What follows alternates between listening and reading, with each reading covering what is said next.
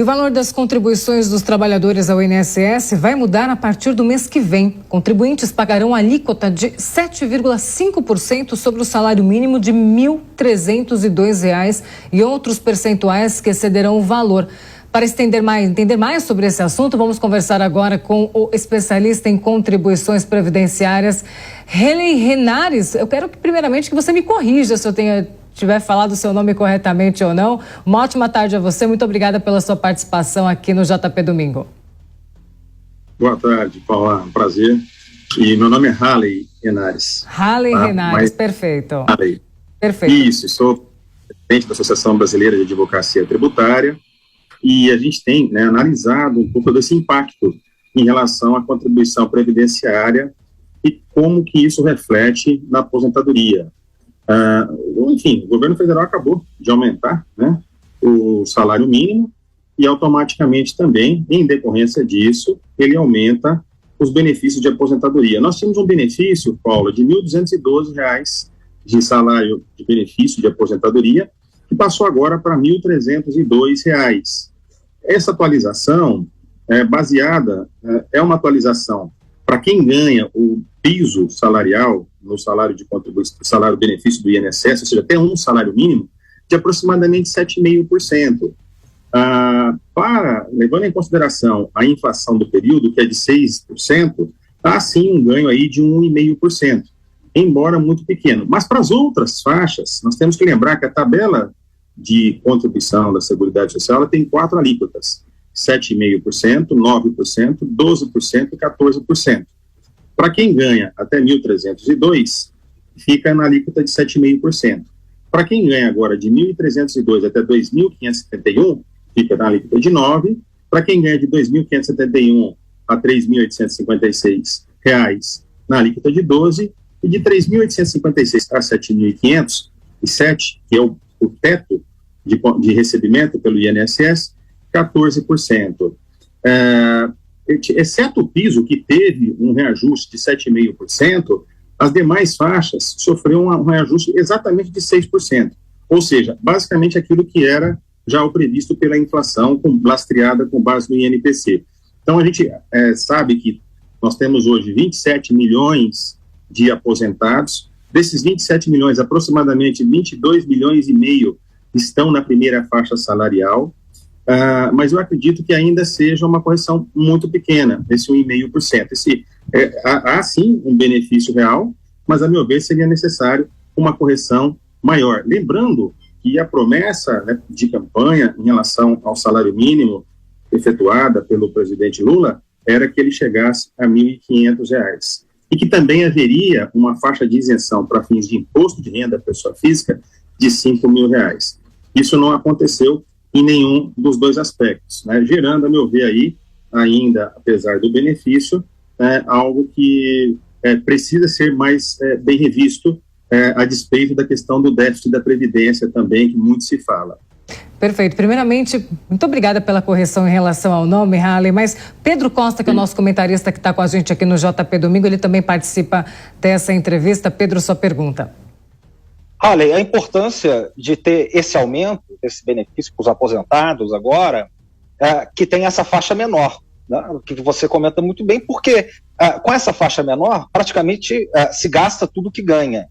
Em faixas mais folgadas, consegue se economizar um pouco.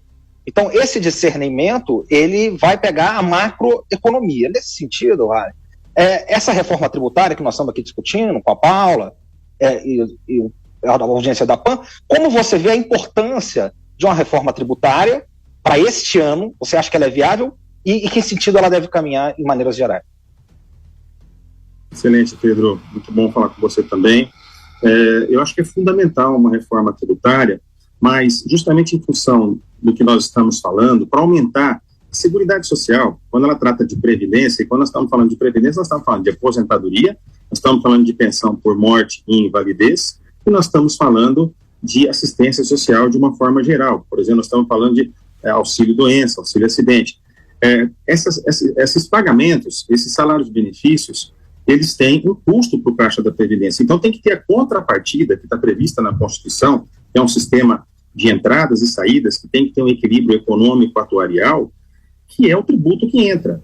E na reforma tributária, pelo menos do que foi discutido na PEC 45 até agora, não há, infelizmente, nenhuma previsão em relação a melhorar a arrecadação da contribuição previdenciária, que é a grande fonte de custeio para bancar os custos dos benefícios da Previdência Social. Então, nesse ano, Pedro, eu acho que é fundamental que saia, sim, uma reforma tributária, mas que não trate só dos impostos sobre o consumo, nem dos impostos sobre a renda, mas também, principalmente em função de nós termos uma população que está envelhecendo, e levando em consideração que os outros países do mundo estão cada vez mais aumentando a faixa etária para aposentadoria, né, para que haja um equilíbrio melhor da Previdência, nós temos que ter na nossa reforma uma previsão expressa de como que vai ficar os ingressos, ou seja, como vai ficar a tributação da folha de salários e a tributação dos empregados, que é a grande responsável por alavancar receita para o cofre da Seguridade Social. Senão nós vamos entrar numa situação,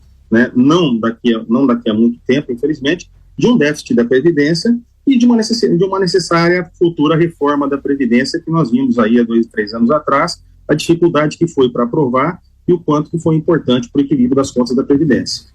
Hallen, na prática, para quem está nos ouvindo aí, nosso ouvinte, nosso telespectador, como que vai funcionar aí para esse pagamento? Começa a valer a partir de fevereiro, mas aquele que faz o recolhimento, por exemplo, ele paga o mês de janeiro referente ao mês de dezembro, né? Então, como é que fica para o próximo mês aí esse recolhimento?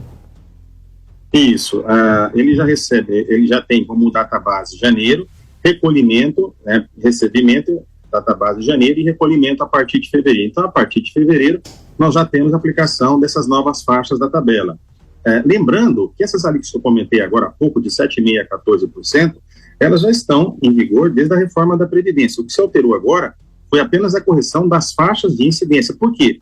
Se, por um lado, o governo dá uma mão, ou seja, ele atualiza o valor do salário-benefício, do salário base, para os membros da Previdência Social, ele não pode também deixar de atualizar a tabela da Previdência, porque se ele deixar de atualizar a tabela da Previdência, automaticamente aqueles que ganham cada vez vão sendo corrigidos, vão passando para faixas de incidência maior. Aquele que tinha 7,5 agora mesmo passa para a faixa de 9. Então há necessidade de fazer a correção. O que aconteceu agora foi uma correção da tabela, também nas mesmas faixas, de 7,5% para quem ganha até R$ 1.302, e depois de 6% para as demais faixas de 9, 12 e 14. Então, há, a meu ver, aqui uma questão proporcional de recolhimento, como era antes, só que em termos absolutos se paga mais. Lembrando, Paulo, que o pagamento é progressivo, ou seja, vamos imaginar uma pessoa que ganha R$2.000.